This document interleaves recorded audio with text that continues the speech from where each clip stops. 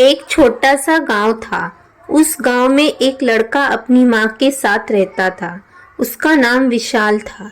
विशाल के पिता की मृत्यु 2 साल पहले ही हो चुकी थी। अब उसके लिए उसकी माँ ही सब कुछ थी। उसके माँ के अलावा इस दुनिया में उसका कोई भी नहीं था। घर का सारा काम उसकी माँ ही करती थी। विशाल की माँ हर सुबह और शाम को भगवान की पूजा और आरती करती थी, उनका ध्यान करती थी। उनको भगवान से बहुत लगाव था और वो ये बात अपने बेटे को भी सिखाती थी कि भगवान जो भी करते हैं वो हमारे भले के लिए ही करते हैं। विशाल अपनी माँ से बहुत प्यार करता था।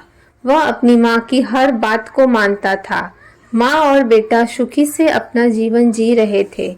एक दिन की बात है, उस गांव में भारी बारिश की वजह से उस गांव में बहुत पानी भर गया था, जिसकी वजह से सभी लोगों को वह गांव छोड़ना पड़ा।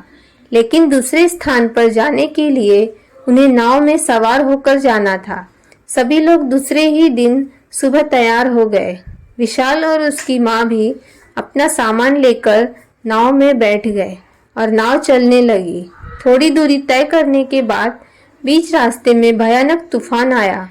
ऐसे में सभी लोग डर गए कि अब क्या होगा। नाव तूफान की वजह से हिलने लगी। ऐसे में लोग और भी घबरा गए, लेकिन विशाल की माँ के चेहरे पर कोई भी डर नहीं था। वो यह सब शांत होकर केवल देख रही थी। यह देखकर विशाल ने अपनी माँ से पूछा कि तूफान की वजह से हमारी नाव अब पानी में डूबने वाली है और अब हम सबकी जान खतरे में है। सब लोग भय से कांप रहे हैं। ऐसे में तुम्हारे चेहरे पर डर का कोई नामो निशान भी नहीं दिख रहा है। इतनी मुश्किल घड़ी में भी आप शांत कैसे बैठ सकती हो माँ? क्या आपको मरने से डर नहीं लगता? विशाल की बात सुनकर माँ ने अपने सामान की पोटली में से एक चाकू निकाला और उसके गले पर रख दिया और कहा कि अब बताओ, तुम्हें डर लग रहा है या नहीं? तब विशाल ने अपनी माँ से कहा कि भला मैं आपसे क्यों डरूं? आप तो मुझे खुद से भी ज्यादा प्यार करती हो और फिर चाकू भी तो आपके ही हाथ में है, तो फिर इसमें मुझे डरने की कोई ज़रूरत नहीं है।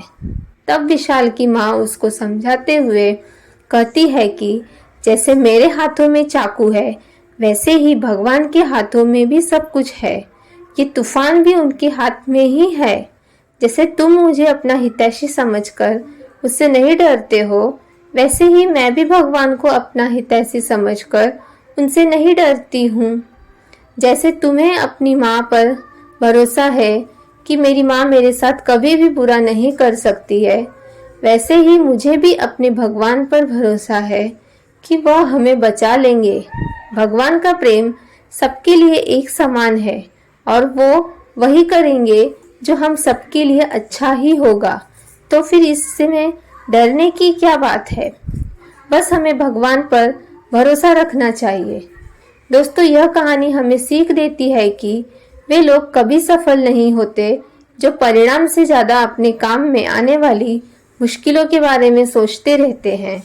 हमें मुश्किलों के बारे में ना सोचकर बल्कि मुश्किलों से बाहर निकलने के विकल्प के बारे में सोचना चाहिए। दोस्तों, आपको यह कहानी कैसी लगी हमें कमेंट करके ज़रूर बताएं और अगर कहानी अच्छी लगी तो वीडियो को लाइक, शेयर और चैनल को सब्सक्राइब भी कर दें। वीडियो को अंत तक देखने के लिए आपका बहुत बहुत धन्यवाद।